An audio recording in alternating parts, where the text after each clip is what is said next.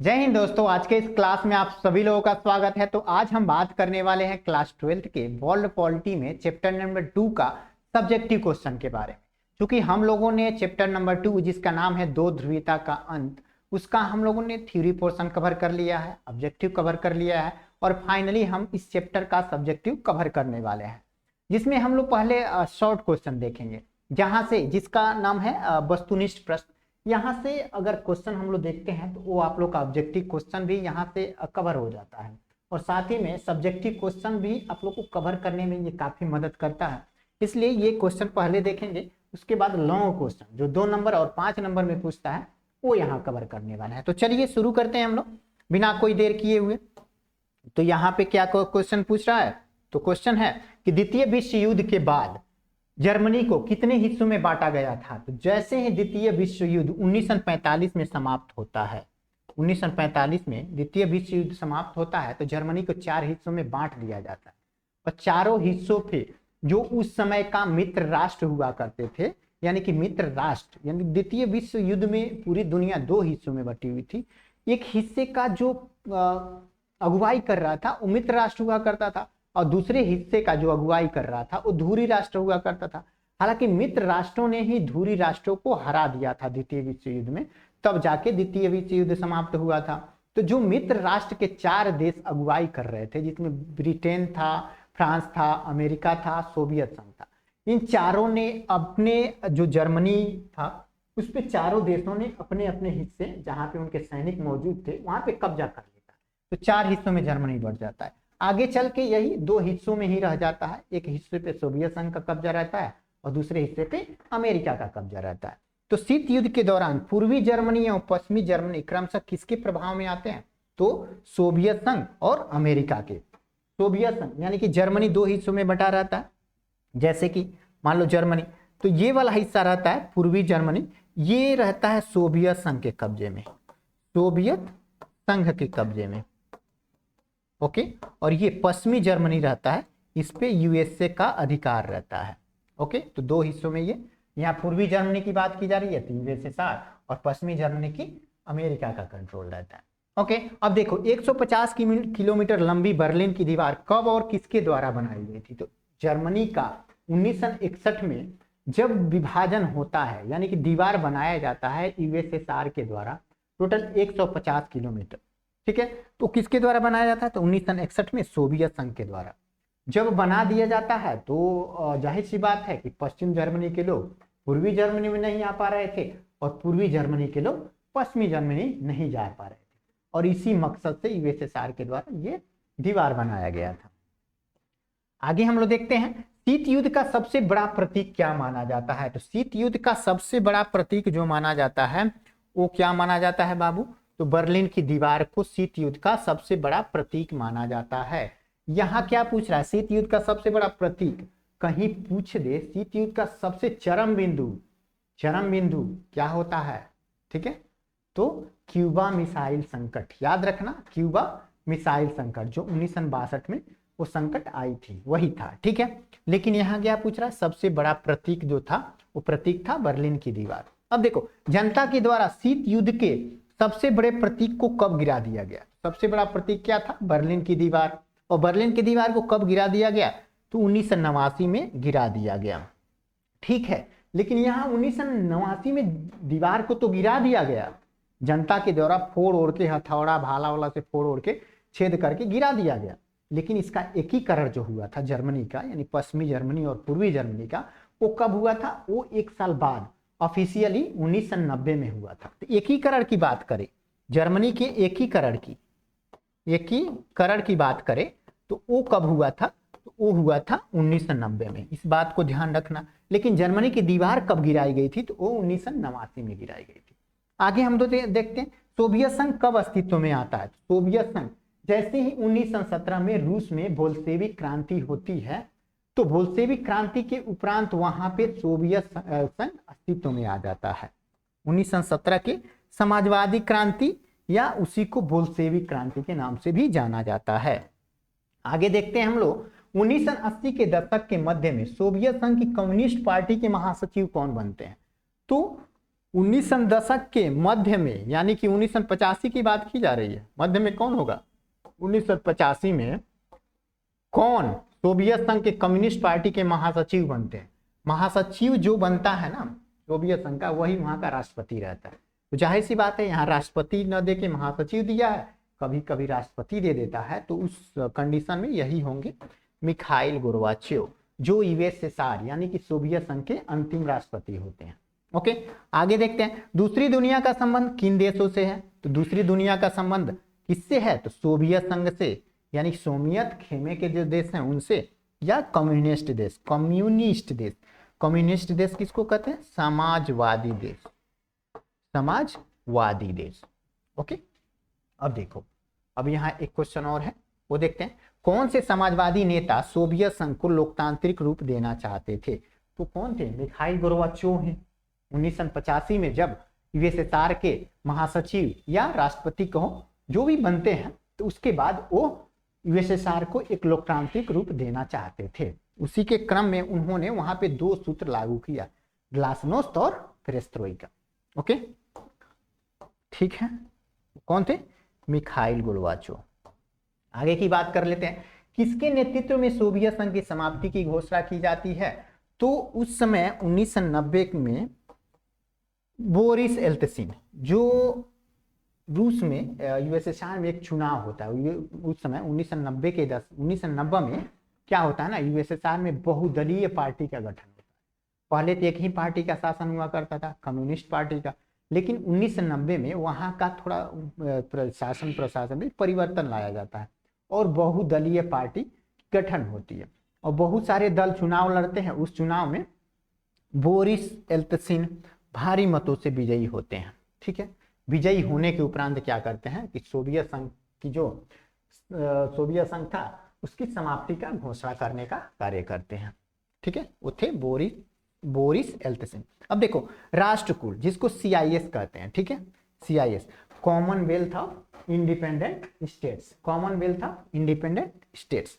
ठीक है, राष्ट्रकुल का गठन कब होता है? तो 8 दिसंबर 1991 को होता है। अब राष्ट्रकुल क्या था सर? तो राष्ट्रकुल वो था जो सोवियत संघ जब बिखर रहा था, 15 देशों में टूट रहा था, तो सभी देशों जो भी राष्ट्रकुल में शामिल थे उनके बीच एक समझौता था कि भैया भविष्य में चल के अगर कोई देश हम लोग पे हमला कर देता है तो हम लोग तो अब छोटे छोटे हो गए हैं, हमारे पास उतनी शक्ति नहीं है, चाहे हथियार का मामला हो चाहे अर्थव्यवस्था की मामला हो, हमारी सारी चीजें कमजोर पड़ गई हैं। अगर कोई बाहरी देश हम पे हमला कर देता है तो उस परिस्थिति में हम लोग क्या करेंगे? तो हम लोग एक दूसरे की सहायता करेंगे, चाहे आर्थिक सहायता हो, सैन्य सहायता हो या हथियार का सहायता हो या अन्य बहुत सारे सहायता के वादे किए जाते हैं। ठीक है, तो वही होता है राष्ट्रकुल। अब देखो स्वतंत्र राज्यों के राष्ट्रकुल की स्थापना किसने की थी? तो वो भी बोरिस एल्त्सिन ने किया था। बोरिस एल्त्सिन, कट रहा है क्या आप लोगों का? ठीक है, बोरिस एल्त्सिन, यहाँ पे बोरिस एल्त्सिन, यही वाले बोरिस एल्त्सिन है, इन्होंने ही राष्ट्रकुल यानी CIS की स्थापना की थी। आगे हम लोग देखते हैं। आगे तो सोवियत संघ के अंतिम राष्ट्रपति कौन थे? तो सोवियत संघ के अंतिम राष्ट्रपति की बात की जा रही है यहाँ पे। सोवियत संघ के जो अंतिम राष्ट्रपति होते हैं वो मिखाइल गोर्बाचेव होते हैं, लेकिन कभी कभी रूस के प्रथम राष्ट्रपति पूछ देता है, प्रथम तो बोरिस एल्त्सिन होंगे। कौन होगा? बोरिस एल्त्सिन। ठीक है, बोरिस एल्त्सिन होंगे। ठीक है, अब देखते हैं पूंजीवादी। यहां देखना, सोवियत संघ के अंतिम राष्ट्रपति मिखाइल गोर्बाचेव, लेकिन रूस के प्रथम राष्ट्रपति बोरिस एल्त्सिन होते हैं। पूंजीवादी व्यवस्था का एक खास मॉडल शॉक थेरेपी शुरुआत कब हुई? शॉक थेरेपी की शुरुआत कब होती है? तो 1990 में शॉक थेरेपी की शुरुआत होती है। ठीक है, जब क्या होता है, शॉक थेरेपी क्या होता है ना कि जब यूएसएसआर का विघटन होता है, यूएसएसआर तो पहले समाजवादी व्यवस्था था, समाजवादी से अब पूंजीवादी यानी कि लोकतांत्रिक व्यवस्था की तरफ परिवर्तन हो रहा था। तो जब एक बहुत बड़ा देश का सारा ढांचा ही, जो अर्थव्यवस्था का ढांचा हो, प्रशासन का ढांचा हो, उस सारा दूसरी चीजों में परिवर्तन हो रहा है, तो वहां पे तो बहुत सारा एक तरह से भयंकर परिस्थिति देखने को मिलेगी। तो शौक तो वैसे भी मिलेगा, शौक मिलेगा ना, तो उसी को कहा गया शौक।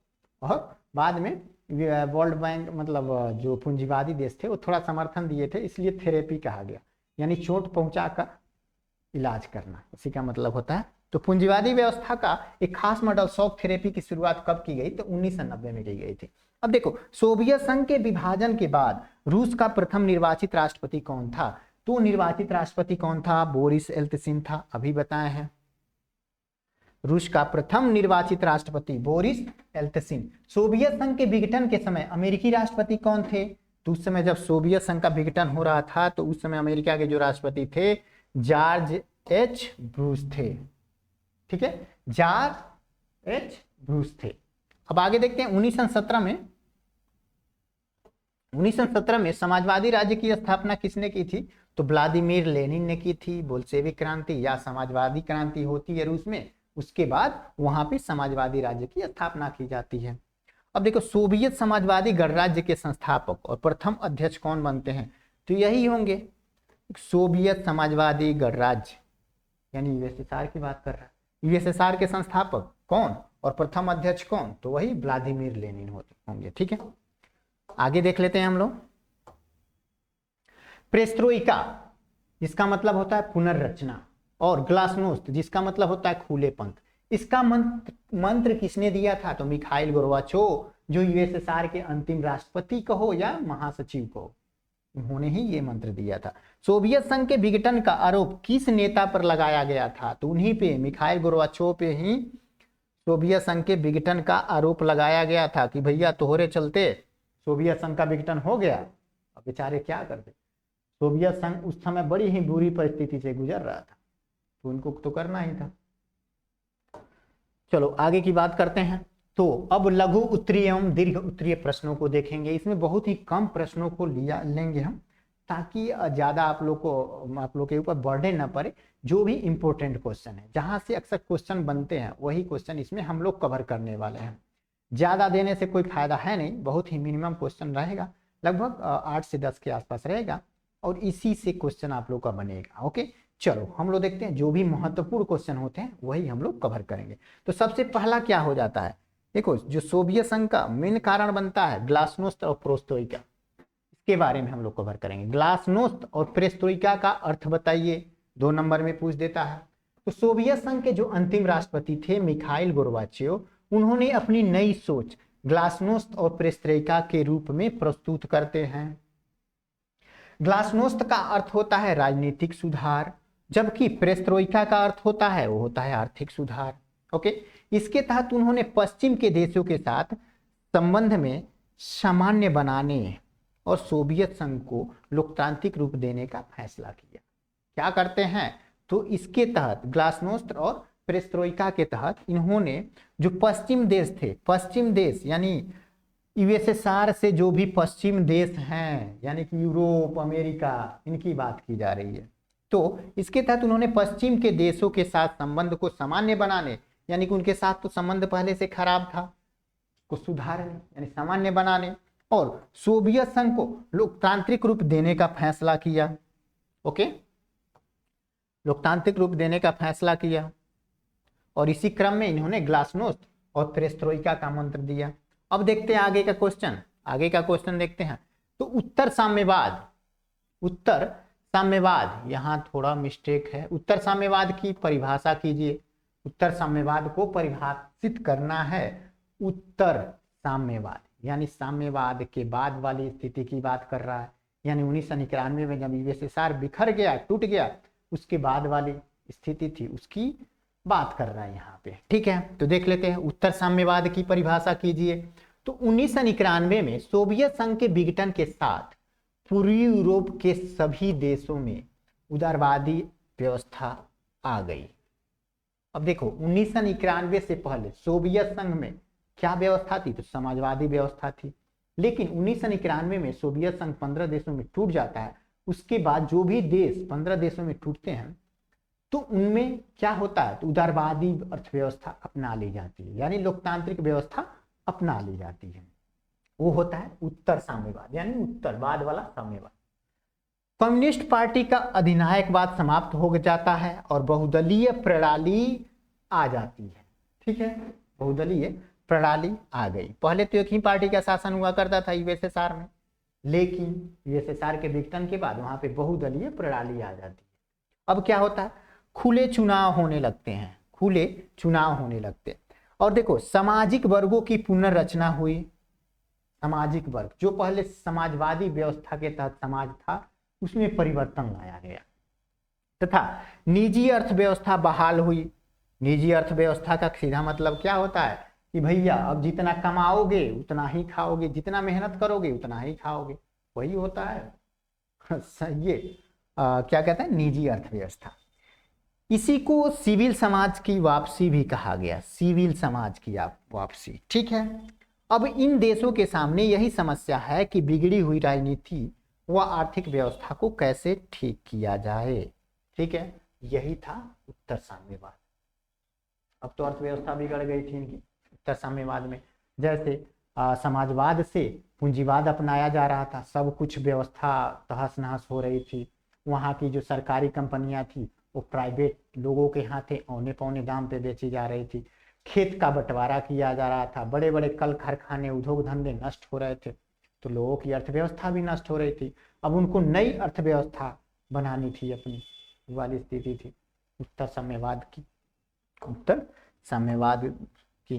ठीक है, अब देखते हैं किन कारणों ने मिखाइल गोर्बाचोव को सोवियत संघ में सुधार करने के लिए बाध्य किया। अब देखो यहाँ क्या पूछ रहा है कि कौन कौन से कारण थे जो मिखाइल गोर्बाचोव जब यूएसएसआर के राष्ट्रपति बने तो उनको बाध्य कर दिया कि भैया अब सुधार करो यूएसएसआर का।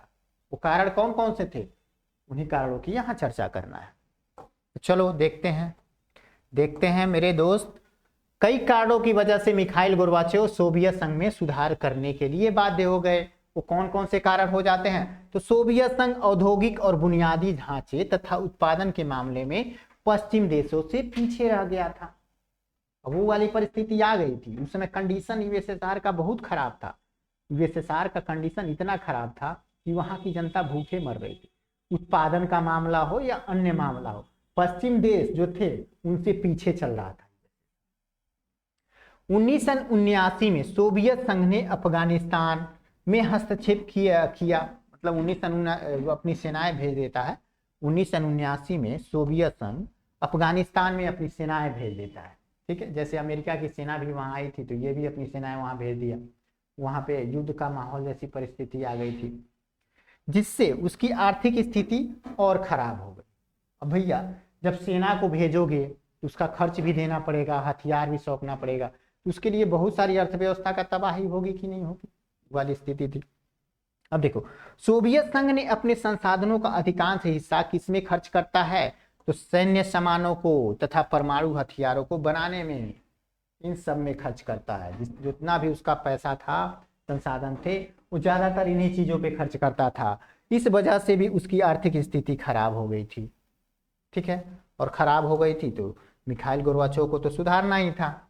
अब देख लो क्या था, तो किन कारणों से मिखाइल गोर्बाचोव को सोवियत संघ में सुधार करने के लिए बाध्य किया, तो सारे कारण यही हो जाते हैं। आगे हम लोग देखते हैं सोवियत संघ का विघटन क्यों हुआ, सोवियत संघ के विघटन का क्या क्या कारण थे, उसके बारे में हम लोग चर्चा करेंगे। तो चलो देखो, चलो मेरे भाई मेरे दोस्त, अब देखते हैं हम लोग इस क्वेश्चन का आंसर क्या होने वाला है। तो सोवियत संघ का विघटन क्यों हुआ, तो सोवियत संघ के विघटन के अग्रलिखित कारण क्या थे वो देखते हैं। तो सोवियत संघ की राजनीतिक व आर्थिक संस्थाएं इतनी कमजोर हो गई थी कि वह अपनी जनता की आकांक्षाओं की पूर्ति नहीं कर पा रही थी। अब देखो जब से शीत युद्ध शुरू हुआ तभी से अमेरिका की अर्थव्यवस्था तो इतनी बड़ी थी, उसको तबाह करना बहुत मुश्किल का काम था। लेकिन यूएसएसआर की अर्थव्यवस्था तो उतना तगड़ा नहीं था, तगड़ा तो था लेकिन उतना तगड़ा नहीं था। लेकिन युद्ध में इंगेज होके वो अपनी अर्थव्यवस्था को तबाह कर लिया था, जिसके वजह से वो अपनी जनता की आकांक्षाओं को पूर्ति नहीं कर पाता था।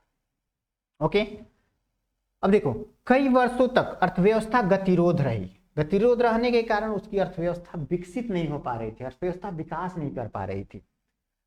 और ठीक है, और उपभोक्ता वस्तुओं की कमी हो गई। उपभोक्ता वस्तुएं जैसे बेसिक जरूरतें, रोटी कपड़ा मकान, इन सब की जरूरतें आवश्यकता, इनकी कमी महसूस हो रही थी। ओके, इन सारी वस्तुओं की कमी महसूस हो रही थी। लोग शासक को शक की निगाह से देखने लगे थे। जो शासक था वहाँ का कम्युनिस्ट पार्टी, उसको लोग शक की निगाहों से देखते थे कि भैया तू घपला कर रहा है, आम जनता पे ध्यान नहीं दे रहा है, आम जनता की जो अधिकार है उसको घोटाला, उसका खत्म कर रहा है, उसका घोटाला कर रहा है। ठीक है, तो शक की निगाह से देखा जा रहा था। सोवियत संघ ने अपने संसाधनों का अधिकांश हिस्सा परमाणु हथियार और सैन्य सामानों पर खर्च किया। अब इस पे खर्च करोगे भैया तो वहां की जनता पे क्या खर्च करोगे? एक तो पहले से ही आपकी अर्थव्यवस्था तबाह है, ऊपर से आप इन्हीं चीजों पे ज्यादा खर्च कर रहे हो, तो वहां की जनता की आवश्यकताओं की पूर्ति कैसे करोगे? तो जाहिर सी बात है कि यूएसएसआर सोवियत संघ का विघटन होगा ही। आगे देखते हैं, एक कहावत है, भूखा मरता क्या नहीं करता, है ना। उसने पूर्वी यूरोप के देशों के विकास पर ज्यादा खर्च किया। उसने, किसकी बात कर रहा है? सोवियत संघ ने। सोवियत संघ ने यूरोप, जो पूर्वी यूरोप के देश थे, उनके विकास पर ज्यादा खर्च किया ताकि वह देश सोवियत संघ के नियंत्रण में रहे। अब देखो यहाँ सोवियत संघ है, इसके पूर्व में क्या है? तो इसके पूर्व में यूरोप है, और यूरोप के जो कुछ देश थे इधर वाले, वो समाजवादी अर्थव्यवस्था के समर्थक थे। वो किस लिए थे? तो भैया इनको ये खर्चा पानी दिया करता था, इसलिए रूस का समर्थन करते थे। अब भैया खर्चा पानी बंद कर देगा तो ये तो इसके साथ से भाग ही जाएंगे ना, इसलिए ये पूर्वी यूरोप के देशों के विकास पर खर्च किया ताकि वह देश सोवियत संघ के नियंत्रण में रहे। अब देखो, पश्चिमी देशों की तरक्की के बारे में सोवियत संघ के आम जनता को जानकारी बढ़ी। पश्चिमी देश जो यूरोप था, यानी समाजवाद की बाद वाला यूरोप, ठीक है, जो इसके विरोधी, सोवियत संघ का विरोधी देश था, वो उसकी बात किया जा रहा है, या अमेरिका की बात किया जा रहा है। ठीक है, तो पश्चिमी देशों की तरक्की के बारे में जब सोवियत संघ के आम जनता को जानकारी होती है तो उन्होंने आवाज उठाना शुरू कर दिया कि भैया हम लोग कर क्या रहे हैं, हमारे दुश्मन देश तरक्की कर रहे हैं और हम लोग युद्ध में इंगेज हैं। ठीक है, तो उन्होंने आवाज उठाना शुरू कर दिया। अब कम्युनिस्ट पार्टी अब जनता के प्रति जवाबदेह न रह गई थी। कम्युनिस्ट पार्टी थी समाजवाद में, सोवियत संघ में, वो अब जनता के प्रति जवाबदेह न थी। जनता भूखे मरे, बिना छत के सोए, कुछ भी करे, उसके लिए जवाबदेह न रह गई थी। तो अब जनता अपनी, अब देखो 1917 में जो बोल्शेविक क्रांति हुई थी, इसी कारण से तो हुई थी, अब वही वाली परिस्थिति वहां पे भी आ गई थी। तो जाहिर सी बात है सोवियत संघ का विघटन होना तय था। इन सारी बातों के कारण आम जनता अलग थलग पड़ गई, जो सोवियत संघ के विघटन का मुख्य कारण बनता है। ये सारे रीजन सोवियत संघ के विघटन का कारण बनता है। चलो आगे की बात करते हैं। दो ध्रुवीयता के अंत से क्या तात्पर्य है? दो ध्रुवीयता के अंत से क्या तात्पर्य है? यानी एक ध्रुवीयता का अंत, तो दो ध्रुवीयता में एक ही ध्रुवीयता बचेगा, उसी की बात किया रहा है। अब चलो देखते हैं इसकी दो ध्रुवीयता के अंत से क्या तात्पर्य है। तो इसका तात्पर्य क्या होगा? तो दूसरे विश्व युद्ध यानी कि 1939 से लेकर 1945 के बाद अमेरिका तथा सोवियत संघ दो महाशक्ति के रूप में उभरते हैं। ठीक है, जैसे ही द्वितीय विश्व युद्ध समाप्त होता है 1945 में, तो दुनिया में दो महाशक्ति उभर के सामने आते हैं, दो चौधरी उभर के सामने आते हैं। एक होता है यूएसएसआर और एक होता है यूएसए। ओके, दोनों महाशक्तियों के बीच वैचारिक मतभेद शुरू हो जाते हैं। ओके, एक तरफ अमेरिका जो उदारवादी विचारधारा का समर्थक था, या कहेंगे पूंजीवादी विचारधारा का समर्थक था, या लोकतांत्रिक विचारधारा का समर्थक था। ठीक है, वहीं दूसरी तरफ सोवियत संघ जो समाजवादी विचारधारा का समर्थक था, और इन्हीं दोनों के विचारधाराओं ने आपस में टकराना शुरू कर दिया। अक्सर जब दो लोगों की विचारधाराएं आपस में मैच नहीं करती हैं, टकराती हैं, तो वहां पे कुछ ना कुछ संबंध खराब ही होते हैं। समझे? यही वाली स्थिति हो जाती है। चाहे दो दोस्त हों, चाहे दो फैमिली हो, चाहे दो पति पत्नी हो, उनकी जी विचारधाराएं जब आपस में मैच नहीं करती हैं, एक का विचारधारा कुछ और रहता है, दूसरे की विचारधारा कुछ और रहती है, तो उन विचारधाराओं में युद्ध होना लाजमी है। समझे? चलो आगे की बात करते हैं। तो सोवियत संघ का विचारधारा क्या था? समाजवादी विचारधारा। और यूएसए का विचारधारा जो था वो उदारवादी विचारधारा कहो या पूंजीवादी विचारधारा। ठीक है, परंतु 1991 में सोवियत संघ का विघटन हो जाता है और इसी के साथ दो ध्रुवीयता का अंत हो जाता है। और पूरी दुनिया में दो ध्रुव थे, और जब एक ध्रुव खत्म हो जाएगा तो क्या होगा, दो ध्रुवीयता का अंत हो जाएगा, है ना। अब एक ही ध्रुव बचेगा ना दुनिया में, उसी की बात की जा रही है। आगे हम लोग देखते हैं, भारत जैसे देशों के लिए सोवियत संघ के विघटन के क्या परिणाम हो। देखो, भारत का जो संबंध था सोवियत संघ से ना, वो बहुत ही अच्छा था। 1971 से ही सोवियत संघ और भारत के बीच एक दोस्ताना रिश्ता था। आपको पता ही होगा, जब 1971 वाला युद्ध भारत पाकिस्तान का हुआ था, तो उस समय अमेरिका, ब्रिटेन, फ्रांस तो नहीं, फ्रांस बहुत मामलों में अलग रहता, लेकिन अमेरिका और ब्रिटेन, फ्रांस भी था थोड़ा समर्थन, ये सारे देश जो थे वह पाकिस्तान के समर्थन में थे, पाकिस्तान के साथ थे, उनके लिए भारत से लड़ने के लिए रेडी थे। उस समय रूस यानी कि यूएसएसआर हमारे साथ था, हमारे लिए अमेरिका से लड़ने के लिए तैयार था वाली स्थिति।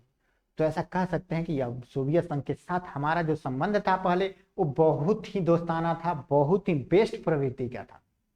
ओके, तो भारत तथा सोवियत, यहाँ क्वेश्चन क्या है, तो भारत जैसे देशों के लिए सोवियत संघ के विघटन के क्या परिणाम।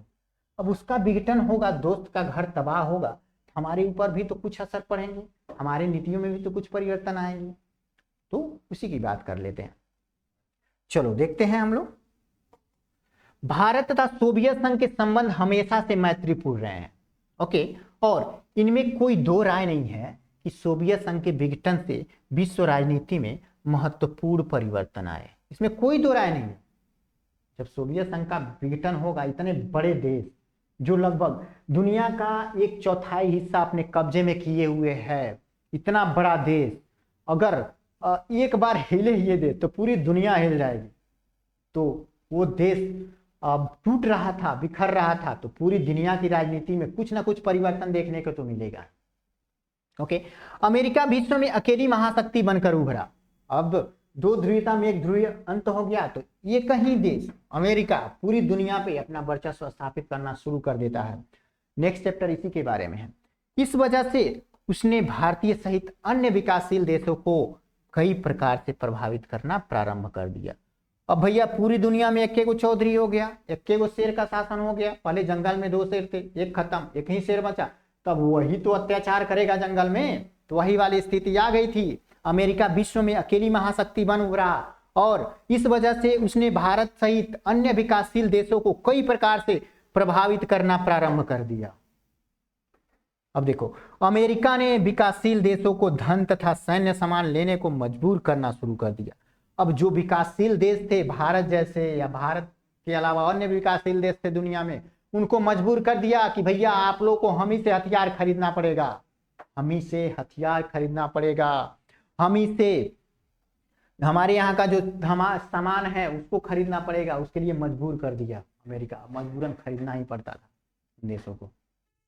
पहले भारत रसिया से हथियार खरीदता था, लेकिन जब रसिया था तो यूएसएसआर का विघटन हो गया, तो भारत का थोड़ा सा तो पक्ष अमेरिका की तरफ जाएगा ही। भाई जाहिर सी बात है, शेर के सामने तो कभी भी थोड़ा सा झुकना पड़ेगा। तो उस समय परिस्थिति भारत की उतनी अच्छी नहीं थी, लेकिन फिर भी ठीक ठाक था।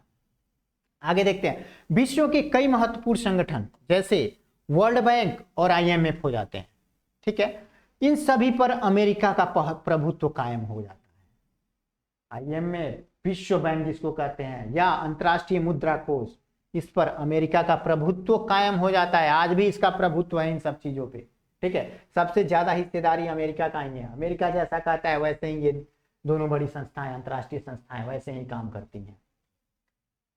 इस वजह से भारत जैसे देशों को इससे सहायता लेने हेतु अमेरिकी नीतियों का समर्थन करना पड़ा।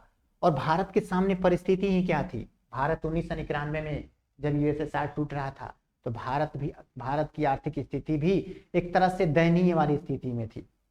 उस कंडीशन में भारत को अमेरिका की नीतियों का समर्थन करना ही पड़ता, और उसका समर्थन करने के दौरान अमेरिका का साथ देना ही पड़ता भारत को। तो वही किया, ठीक है। आगे देखते हैं, सोवियत संघ के विघटन के बाद भारत तथा रूस के रिश्तों में कुछ कमियां आई।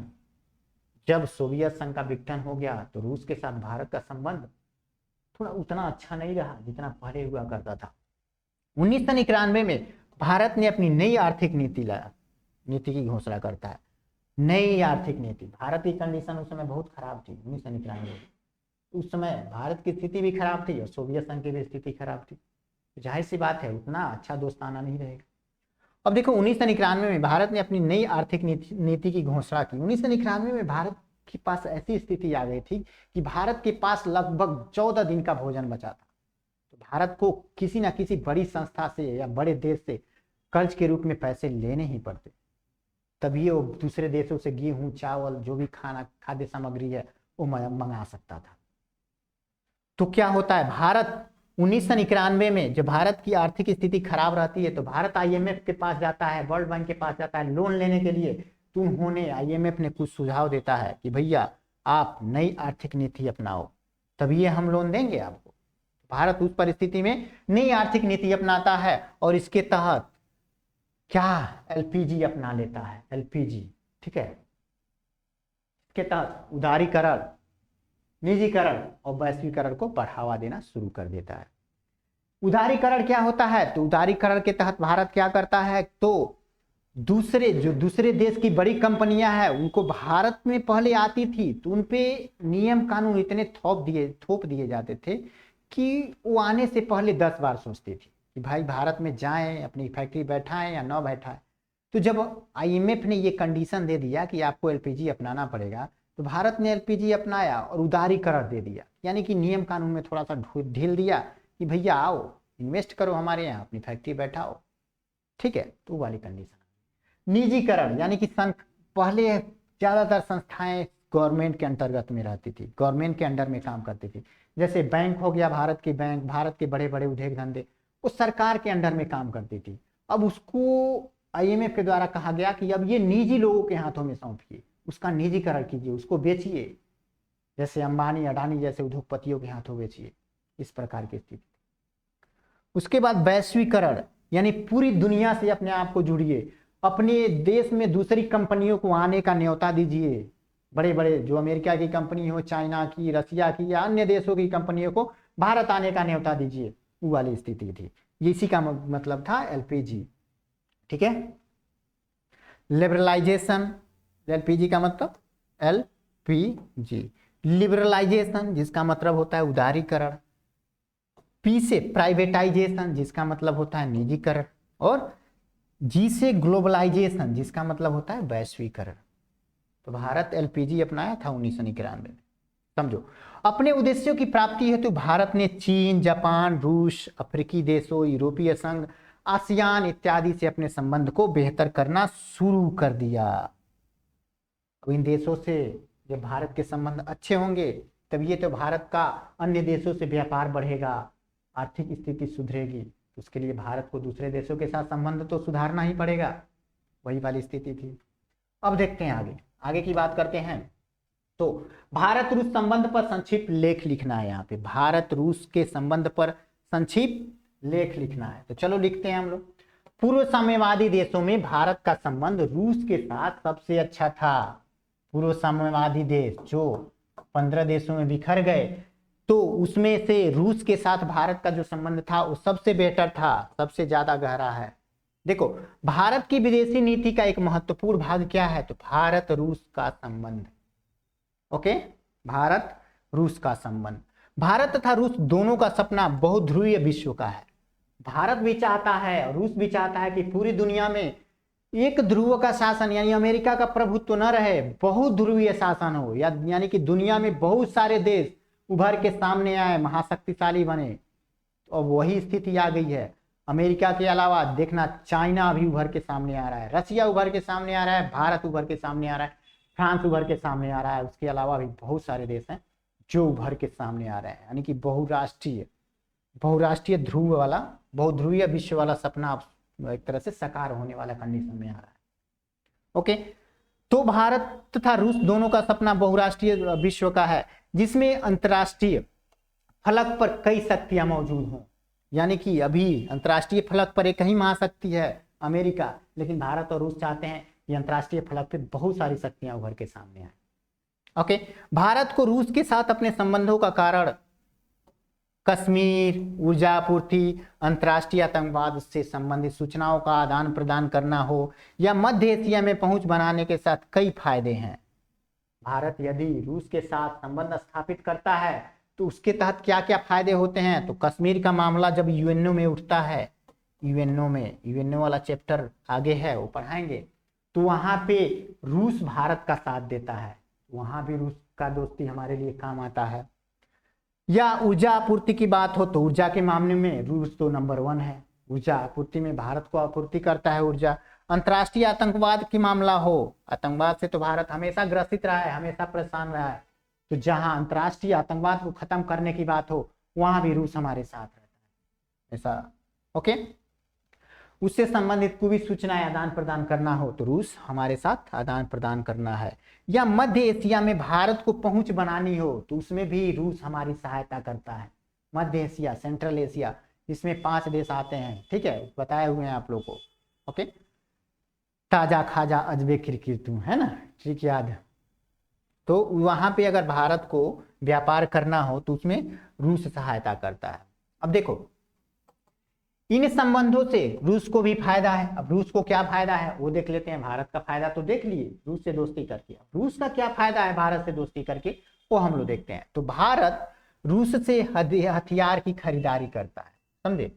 रूस से हथियार खरीदेगा तो जाहिर सी बात है पैसा देगा रूस को, तो पैसा रूस की अर्थव्यवस्था थोड़ी सुधरेगी। तो भारत रूस से हथियारों की खरीद के मामले में दूसरा सबसे बड़ा देश है। भारत रूस से तेल का आयात करता है। अभी कोरोना काल में देख लो, सबसे नंबर 1 देश बना था भारत जो रसिया का तेल खरीदा था। सारे देश डरते थे रसिया से तेल खरीदने के लिए। अमेरिका बैन लगा दिया था कि कोई भी रूस से व्यापार नहीं करेगा। उस कंडीशन में भारत रसिया से तेल खरीदता था, समझ लो। तो भारत रूस से तेल का आयात करता है तथा ऊर्जा आयात को भी बढ़ावा करने की कोशिश कर रहा है। यानी ऊर्जा आयात को भी बढ़ाने का प्रयास कर रहा है भारत। अभी तो तेल ही खरीदता है, उसके अलावा पेट्रोलियम, गैस वगैरह बहुत सारे ऊर्जा वाली चीजें वहां पे मिलती हैं, वो भी भारत लाने का प्रयास कर रहा है। रूस भारत की परमाणुक योजना जो 1974 में और 1998 में भारत ने परमाणु परीक्षण किया था, तो उसमें भी रूस ने सहायता की थी, आज भी सहायता करता है। तो रूस भारत की परमाणु योजना तथा अंतरिक्ष उद्योग के लिए महत्वपूर्ण है। अब देखो भारत तथा रूस विभिन्न वैज्ञानिक परियोजनाओं में साझेदार हैं। बहुत सारे परियोजनाएं, वैज्ञानिक परियोजनाएं हैं जिसमें दोनों देश मिलके उस परियोजना को सफल बनाने का कोशिश करते हैं। एक प्रक्षेपास्त्र का नाम सुना होगा, एंटी टैंक मिसाइल, जिसका नाम है ब्रह्मोस। भारत का सबसे खतरनाक हथियार ब्रह्मोस का नाम तो सुना होगा, ब्रह्मोस।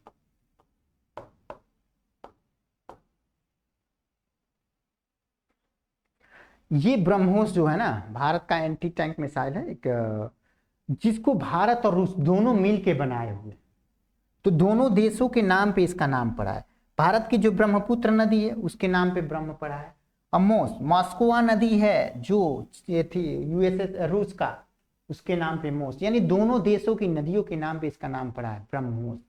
समझो ये जो बनाए थे ना दोनों देश एक साथ बनाए थे, और इतना खतरनाक हथियार है, इसी से चाइना डरता है। चाइना इससे डरता है। भारत जब चाइना से लड़ने की बात आती है तो ले जाके ब्रह्मोस तैनात कर देता है, बॉर्डर पे तैनात कर देता है, जिससे चाइना भी डरता है। ओके चलो दोस्त आगे देखते हैं, हम लोग आगे की बात करते हैं। तो शॉक थेरेपी क्या थी, इसके क्या परिणाम हुए उसके बारे में देखते हैं, और ये हमारा अंतिम क्वेश्चन रहेगा। ठीक है, शॉक थेरेपी क्या थी, इसके क्या परिणाम हुए। तो शॉक थेरेपी के बारे में हम लोग जान लेते हैं। तो रूस, मध्य एशिया के गणराज्य और पूर्वी यूरोप के देशों द्वारा 1990 में पूंजीवाद का एक खास मॉडल अपनाया गया। इसी मॉडल को विश्व बैंक और अंतर्राष्ट्रीय मुद्रा कोष के द्वारा शॉक थेरेपी कहा गया।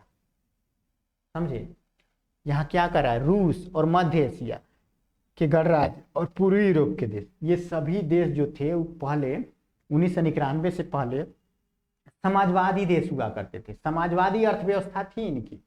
लेकिन 1991 के बाद यही देश पूंजीवाद का एक खास मॉडल अपनाते हैं, और इसी मॉडल को विश्व बैंक के द्वारा क्या कहा गया, विश्व बैंक और IMF अंतर्राष्ट्रीय मुद्रा कोष के द्वारा शॉक थेरेपी कहा गया। शॉक थेरेपी, ठीक है, ये 2 नंबर पे पूछता है। बस हमारा क्वेश्चन, हमारा जो सब्जेक्टिव क्वेश्चन था वो अभी इसमें है ना जी, शॉक थेरेपी क्या थी, इसके परिणाम क्या हुए, परिणाम के बारे में भी जानना है। ठीक है, परिणाम की, ये लास्ट क्वेश्चन है आप लोग का, इसके परिणाम के बारे में जानते हैं। तो शॉक थेरेपी तो जान गए क्या है, अब इसके परिणाम देख लेते हैं। परिणाम, तो शॉक थेरेपी के क्या क्या परिणाम हुए, तो बहुत सारे परिणाम हुए और खतरनाक परिणाम हुए, वो देख लेते हैं। शॉक थेरेपी पूर्व सोवियत के देशों की अर्थव्यवस्था के लिहाज से अच्छा साबित नहीं हुआ, समझे। अब अर्थव्यवस्था ही चेंज हो रही थी, सारे सामान औने पौने दाम पे बेचे जा रहे थे, उसकी अर्थव्यवस्था कैसे सही होती। इस थेरेपी का सबसे अधिक प्रभाव किस पे पड़ता है, तो रूस पे पड़ता है। जो 15 देशों में एक देश था रूस, उस पे ज्यादा प्रभाव पड़ता है। शॉक थेरेपी के कारण पूरे क्षेत्र की अर्थव्यवस्था थी वो तहस नहस हो गई थी और जनता को बर्बादी की मार झेलनी पड़ी थी। रूस के राज्य नियंत्रण औद्योगिक ढांचा चरमरा गया था। उस समय रूस का जो राज्य नियंत्रण औद्योगिक ढांचा था वो समाजवादी था, अब पूंजीवादी में परिवर्तित हो रहा था, तो सारे व्यवस्था को परिवर्तन करना था। तो उसकी औद्योगिक व्यवस्था वैसे चरमराएगी ही। पहले औद्योगिक व्यवस्था थी वो केंद्र के नियंत्रण में हुआ करती थी, लेकिन अब शॉक थेरेपी के जरा वही प्राइवेट लोगों के हाथों बेचना था। तो उस कंडीशन में क्या होता, तो औद्योगिक ढांचा चरमराता है। अब देखो 1990 की फीसदी, 90वीं फीसदी, या वही बात होगा, 1990 की फीसदी, 90वीं फीसदी उद्योग को,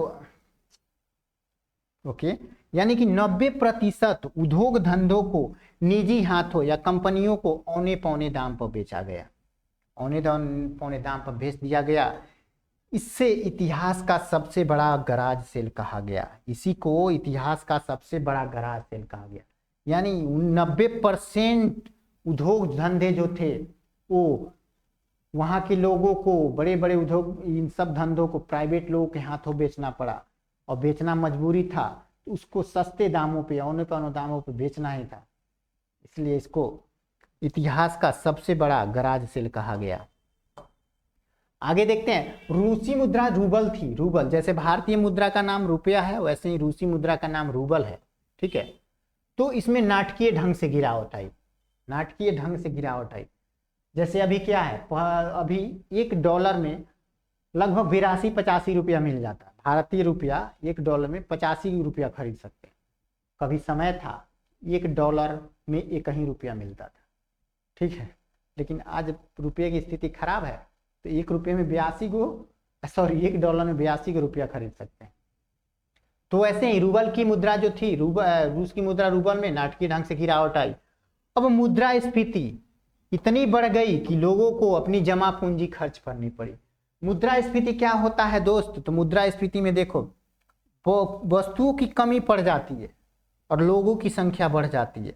अब मान लो यहाँ 2 गो वस्तु है, खरीदने वाले 10 गो 50 गो लोग हैं, 10 गो 50 गो लोग हैं, है ना। अब इतने लोग हैं और 2 गो वस्तु है, तो जाहिर सी बात है इतने लोग में जो कहेगा कि भैया हम 10 रुपया देते हैं, कोई 50 रुपया देते हैं, कोई कहेगा 100 रुपया देते हैं। अब इसका दाम क्या हो जाएगा, बहुत ज्यादा बढ़ जाएगा, बढ़ जाएगा। तो उसी को मुद्रास्फीति कहा जाता है। मुद्रा का स्फीति, बढ़ जाना, किस दाम बढ़ जाना, मूल्य बढ़ जाना। अब कम खाने पीने की वस्तुएं थी, उस परिस्थिति में कम उद्योग धंधों से कपड़े, यानी बेसिक जरूरतें, बहुत बेसिक जरूरतों का जो सामान था उनकी कमी पड़ गई थी, तो लोग अपने जमा पूंजी निकाल निकाल के उन चीजों को खरीदते थे, महंगे दाम पे खरीदते थे, समझे। तो वही था मुद्रास्फीति, यानी महंगाई इतनी बढ़ गई कि लोगों को अपनी जमा पूंजी खर्च करनी पड़ी। अब देखो समाज कल्याण की जो पुरानी व्यवस्था थी ना, समाजवादी व्यवस्था, उसको क्रमवार तरीके से खत्म कर दिया गया। अब समाजवाद से पूंजीवाद की तरफ परिवर्तन हो रहा था, तो सारे तौर तरीके थे, व्यवस्था थी, वो परिवर्तित हो रहा था। कई देशों में एक माफिया वर्ग उभरा। जो 15 देश थे उनमें से कुछ देश थे जहां पे कुछ माफिया वर्ग उभरा और उसने अधिकतर आर्थिक गतिविधियों को अपने नियंत्रण में ले लिया। यानी कि जो उद्योग धंधे थे, खेती के जमीन थे, उन सारे चीजों को माफिया वर्ग अपने कंट्रोल में कर लिया। ओके, अमीर और गरीब के बीच बहुत गहरी आर्थिक असमानता उत्पन्न हो गई। ये क्या था, शॉक थेरेपी का परिणाम था। वहां पे पहले समाजवादी में सभी को समानता का अधिकार था, सबके पास खाने पीने के लिए, रहने के लिए सब कुछ था। लेकिन अब पूंजीवादी अर्थव्यवस्था अपनाई जा रही थी, लोकतांत्रिक अर्थव्यवस्था, उदारवादी कहो, ये सारी अर्थव्यवस्था अपनाई जा रही थी। तो वहाँ पे अब गरीब और अमीर के बीच बहुत सारा अंतर देखने को मिलता है। जैसे भारत में देखने को मिलता है, भारत के 1% लोगों के पास दुनिया का मतलब भारत का 70% पैसा है और समझो भारत के 99% लोगों के पास भारत का 30% पैसा है। कितना अमीरी गरीबी वाली खाई है भारत में, उससे ज़्यादा वहाँ पे परिस्थिति आ गई थी। ओके, तो दोस्त आज हम लोग समाप्त कर दिए, ठीक है, चैप्टर नंबर 2 का सब्जेक्टिव क्वेश्चन। अगर वीडियो आप लोग को अच्छा हो तो लाइक, शेयर और सब्सक्राइब जरूर कर देना। फिर हम लोग मिलते हैं नेक्स्ट क्लास में इसी चैनल पे एक नए क्लास के साथ, नए चैप्टर के साथ, नए सब्जेक्ट के साथ। तब तक के लिए सभी को tata bye bye, thank you.